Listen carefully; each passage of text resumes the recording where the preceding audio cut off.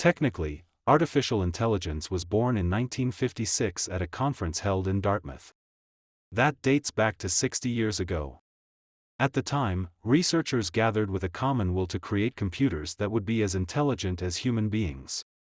We'll come back to that later. The notion of intelligence is not well defined, but the point of reference they choose to reach their goal is the example of a game of chess. One of their goals is to build a program able to play chess as well as a human being and eventually beat them. They will be interested in other fields such as automatic translations. From that conference onwards, quite a few researchers will join the movement and start rather serious studies. Many new results will appear. Remember, this was 60 years ago, it was a different time. These results are absolutely prodigious at the time. One of the very first artificial intelligence that was created was called theoretical logician or theoretician logician. It was a program that was able to demonstrate 38 of the principal Mathematica theories. For the first time, there was a program capable of reasoning and demonstrating things. As soon as AI was born, there are two trends that emerged, one of which is called the symbolic trend and the other, the digital trend. These two trends will be distinguished with what will be stated later. On the one hand, they wanted to create a mind, that's the symbolic trend. On the other hand, they wanted to model the brain. Creating a mind started with a rather simple idea, that was to say that the brain is a machine that processes symbols. What the researcher did was to find new algorithms based on the theory that the brain processes everything as symbols. It is true that some problems, such as a game of chess, will help to express the power of symbols. When handling symbols, algorithms are found, they are extremely astute and effective. I can't list all the algorithms that were found, but there really was a golden age for AI between the 60s and the end of the 70s, a lot of discoveries were made. On the other side, there was this digital trend led in particular by Frank Rosenblatt, where the idea is to model the brain. The symbol theory is rejected in favor of a more digital approach. And that gave way to the artificial neuron network trend, for example. Both of these new trends will give new results. For Rosenblatt, it is the case with the perceptron. What happened was that although they gathered a lot of results, the original promises concerning AI were not really kept. There was a lot of progress, but the general problem about intelligence was not solved. For instance, at the end of the 70s, the chess game didn't work very well. They are clearly still not able to beat the world champion of chess. Based on all the results, those who dole out the money said, "That's enough, as long as you don't have this general intelligence, we won't fund you anymore." What happened is that we had the AI winter. That is to say that from one day to the next, a lot of research was stopped because of the scarcity of funds to support research. They will have had to wait a few more years, until the mid-90s, to make rather serious discoveries again. In '97, Garry Kasparov was beaten by the Deep Blue program. The world champion was beaten by a machine. That was a thunderclap. Because no one thought it could be possible, but it was. It made lots of algorithms progress. But again, the general intelligence problem was still not solved. Nowadays, there is a lot of research again concerning AI. For instance, in the same way, the chess player was beaten, the Go world champion was beaten a few months ago. That was also a thunderclap because that result was not expected.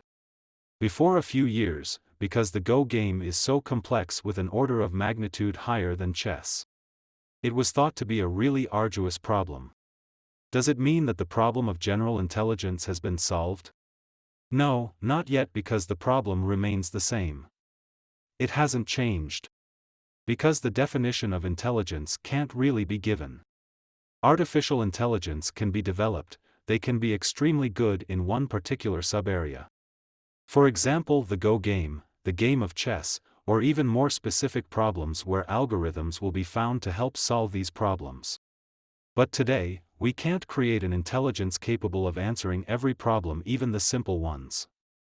Today, we can't do that yet. The other adjacent problem is, at one point, to define what intelligence means. That's the researcher's original sin. There isn't just one intelligence but several intelligences. That's why we prefer to speak about artificial intelligences, in a plural form.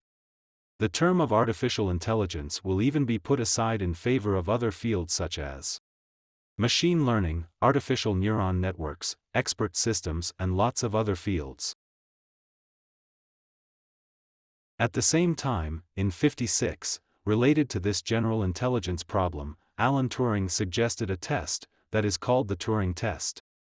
Its aim was to detect whether or not a machine was intelligent or could be considered as intelligent. This test is interesting because it is what is called an imitation game. The game for the machine was to pretend to be a human and give rather convincing answers. His test has always been very criticized, but it has been referred to because it is entirely based on language, which is something very complicated, and that it is only valid for humans as speech must be used. For example, animals couldn't take the test, neither could babies.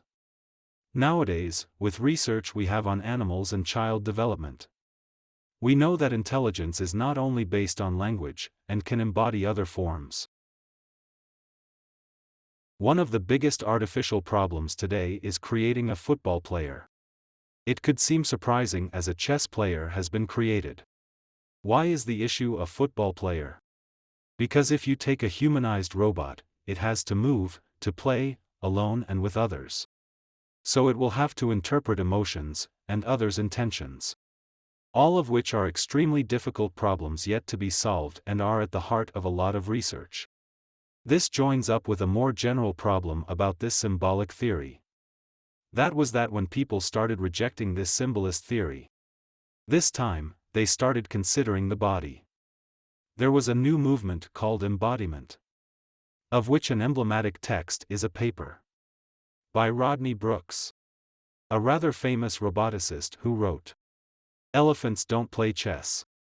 The title is quite surprising, but what he meant was that elephants live their life of elephants in the savannah or in the jungle.